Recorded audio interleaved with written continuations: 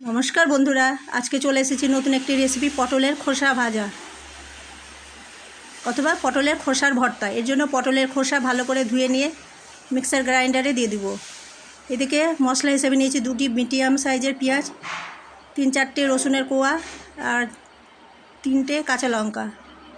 পটলের খোসাগুলো গ্রাইন্ডারে ভালো করে পেস্ট করব। ভালো করে পেস্ট করা হয়ে গেছে। এবার সেই পেস্টের মধ্যেই মিডিয়াম সাইজের 2টো পেঁয়াজ, রসুন কোয়া ও 3টে কাঁচা লঙ্কা দিয়ে আরেকবার গ্রাইন্ডারে ঘুরিয়ে নেব।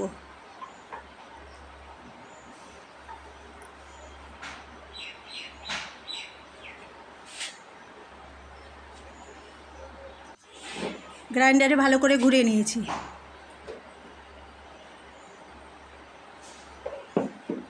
বন্ধুরা, ভিডিওটি দেখার সঙ্গে লাইক, শেয়ার, সাবস্ক্রাইব অবশ্যই করবেন। যেসব বন্ধুরা সাবস্ক্রাইব করেছেন তাদের অশেষ ধন্যবাদ। পটলের খোসা তার সঙ্গে মশলা সহ সমস্ত বের করে নিলাম। এবার একটি কড়াই নিয়েছি, সেই কড়াইয়ের মধ্যে তেল দিলাম। ফোড়ন হিসাবে জিরে নিয়েছি, সেই জিরে ফোড়নটা দিয়ে দিলাম। ফোড়নটা একটু লাল হয়ে গেলে খোসা ভাজা, পটলের যে খোসা ভাজা তার সঙ্গে যে পেঁয়াজ, রসুন, কাঁচা লঙ্কা পেস্ট করেছিলাম সমস্তটা কড়াইয়ের মধ্যে দিয়ে দিব।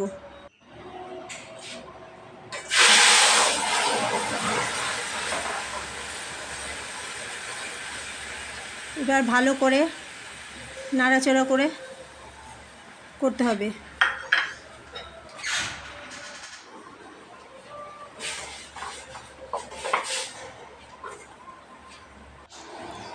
লবণ দিব 1/4 চামচ।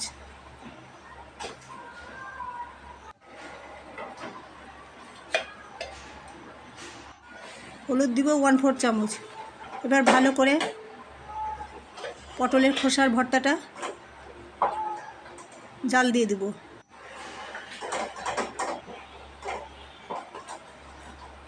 এই পটলের খোসার ভর্তাটা ভালো করে জাল দিয়ে একদম শুকনো শুকনো করতে হবে।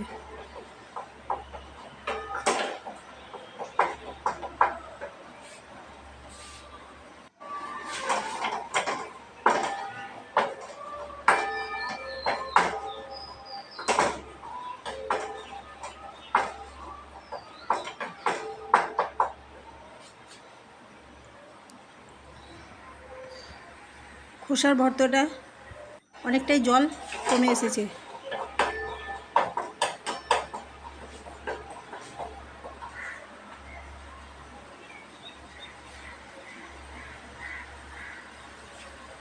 এই সময় দিব 1/2 চামচ আমচুর পাউডার, এতে টেস্টটা আরও ভালো হবে।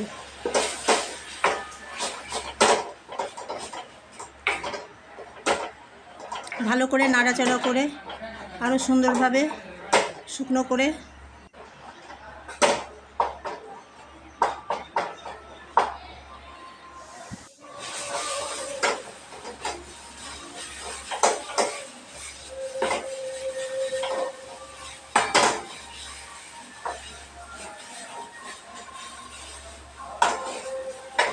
পটলের খোসার ভর্তাটা অনেকটাই শুকনো হয়ে গেছে। এবার নামিয়ে নেব। ভিডিওটি দেখার জন্য বন্ধুরা অশেষ